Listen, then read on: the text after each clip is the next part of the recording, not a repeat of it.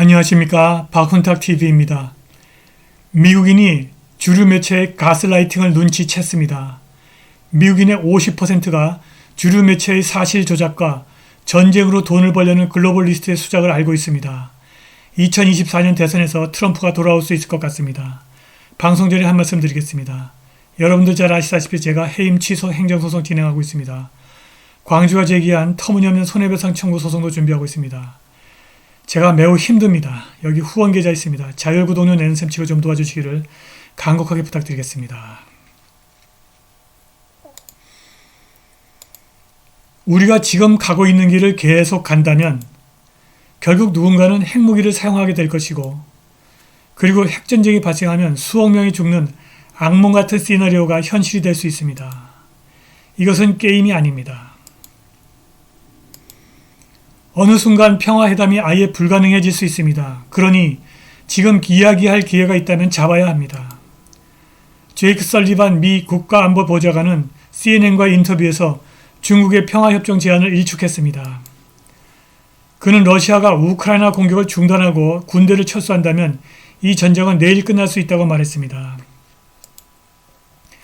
옌 스톨텐버그 나토 사무총장은 푸틴의 전쟁을 비난하지 않는다는 점에서 중국은 별로 신뢰를 받지 못한다고 말했습니다.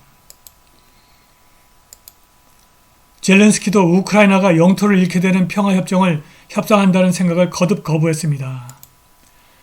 그러나 그가 만약 우크라이나 동부에서 고기 분쇄기에 들어갈 수 있는 사람이라면 상황을 완전히 다르게 볼 것입니다.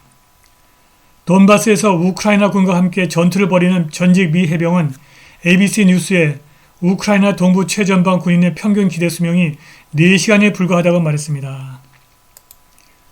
정말 끔찍한 전쟁이지만 최전선에서 멀리 떨어진 사람들은 전쟁이 얼마나 영광스러운지 말할 여유가 있습니다. 양쪽의 지도자들이 최전선에서 복무하도록 강요받는다면 이 전쟁은 정말 빨리 끝날 것입니다. 러시아와의 갈등만으로는 충분하지 않는 것 같습니다. 바이든 행정부는 우크라이나에서 푸틴의 전쟁을 돕는 러시아 및 중국 기업에 대한 전면적인 제재를 발표했고, 대만에 주둔하는 미군은 4배로 늘릴 것이라고 말했습니다. 월스트리트저널은 목요일 미 국방부가 대만에 있는 미군 병력을 현재 30명에서 100에서 200명으로 늘릴 것이라고 보도했습니다. 중국 공산당의 미디어 프로젝트 환구15의 한 평론가는 목요일 밤 미국의 위협을 가하면서 중국이 타이완에 주둔한 미군과 교전하는 것을 주저하지 않을 것이라고 암시했습니다. 환구15 전 편집장 후시진은 월스트리트저널의 미군 대만 주둔 보도에 대해서 그것이 불법이며 중국 본토는 그들의 안전에 대해서 어떠한 책임도 지지 않을 것이라고 트윗했습니다. 그는 인민해방군이 필요할 때 군사행동을 취하면 미군이 저항하는 대만군과 함께 섬멸될 것이고 침략군으로서 먼저 제거될 수도 있다고 말했습니다. 그러나 대부분의 미국인들은 그것을 이해하지 못합니다. 대부분의 미국인들은 미국이 문자 그대로 중국과 전쟁 직전에 있다는 사실을 전혀 모릅니다. 불행히도 그러한 갈등은 날이 갈수록 조금씩 가까워지고 있습니다. 인민해방군 공항에서 발신하는 목소리를 미 해군 P-8 포세이돈의 라디오를 통해서 미국 비행기에 탑승한 CNN 기자가 듣고 있습니다. 미국 항공기, 중국 영국은 12해리이다. 더 이상 접근하지 말라. 그러지 않으면 모든 책임을 져야 한다. 어떤 이유에서인지 미 해군 항공기는 CNN 기자를 태웠고, 중국 전투기는 꼬리 날개의 붉은 별과 무장한 미사일을 알아볼 수 있을 정도로 가까이 다가갔습니다. 몇 분 안에 공대공 미사일로 무장한 중국 전투기가 좌현에서 불과 500피트 떨어진 곳에 자리 잡은 미국 비행기를 요격합니다. 중국 전투기가 너무 가까워서 CNN 기자가 조종사가 고개를 돌려 그들을 바라볼 수 있는 것을 볼 수 있었고, 꼬리 날개의 붉은 별과 무장한 미사일을 알아볼 수 있었습니다. 불행하게도 백악관에는 정신쇠퇴의 진행 단계에 있는 성급한 사람이 있고, 그를 제이크 설리반, 앤서니 블링컨, 빅토리아 놀랜드 같은 군산복합체 글로벌리스트의 하수인 아슈케나지 딥스카발 전쟁광이 둘러싸고 있습니다. 그들은 평화를 원치 않습니다.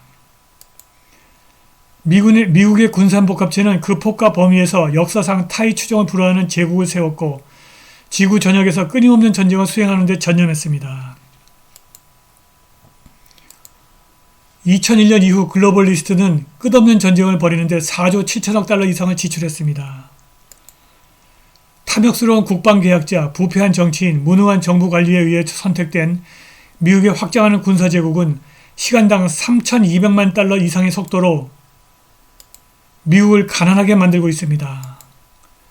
글로벌리스트는 이라크에서 5처마다 미국인의 1년 평균 수입보다 더 많은 돈을 지출했습니다. 전 세계에서 미래의 전쟁과 군사훈련으로 인해서 2053년까지 비용이 12조 달러 이상으로 늘어날 것으로 예상됩니다. DC를 지배하는 글로벌리스트는 세상을 더 위험하게 만들고 있습니다. 미군은 12분마다 세계 어딘가에 폭탄을 투하하는 것으로 추정됩니다. 9.11 이후 미국 정부는 약 50만 명의 죽음에 직접적으로 기여했고 그 모든 죽음은 납세자의 기금으로 지불되었습니다. 글로벌리스트는 미국을 더 안전하게 만들고 있지 않습니다. 그것은 CIA의 불법 작전에 대한 나머지 세계의 놀라운 수준의 반발에 미국 시민들을 노출시키고 있습니다. 전 CIA 컨설턴트였던 차마스 존슨은 미국이 세계 경제에 대한 권력을 장악하기 위해서 군대를 사용하는 것은 파괴적인 역풍을 초래할 것이라고 거듭 경고했습니다. 권력이 절정에 이르렀을 때 막강한 로마 제국도 붕괴하는 경제와 성장하는 군대를 지켜볼 수밖에 없었습니다. 장기간의 전쟁과 거짓된 경제적 번영으로 인해서 모든 제국이 멸망했습니다. 역사가 차마스 존슨은 다음과 같이 예측합니다. 로마는 제국을 유지하려고 민주주의를 잃었고 영국은 민주주의를 위해서 제국을 포기했다. 미국은 로마처럼 제국을 유지하려고 민주주의를 포기하고 있다. 글로벌리스트가 가장 두려워하는 것은 깨어난 시민인데 미국 시민이 깨어나고 있습니다. 최근 설문조사에 따르면 미국인 절반이 주류 매체가 보도를 통해서 특정 관점을 수용하도록 대중을 의도적으로 오도하거나 잘못된 정보를 제공하거나 설득하려고 한다고 생각합니다. 갤럽과 나이트 파운데이션의 설문조사에 따르면 많은 사람들이 미디어에 대한 신뢰 수준이 낮고 고의적으로 오도하려는 시도가 있다고 생각합니다. 주류 뉴스 매체가 대중을 속일 의도가 없다는데 동의하느냐는 질문에 50%가 동의하지 않았습니다. CNBC에 따르면 응답자의 25%만이 이 질문에 동의했습니다. 주류 언론의 가스라이팅은 도널드 트럼프 전 대통령의 재임 기간, 특히 2020년 대선 이전에 만연했습니다.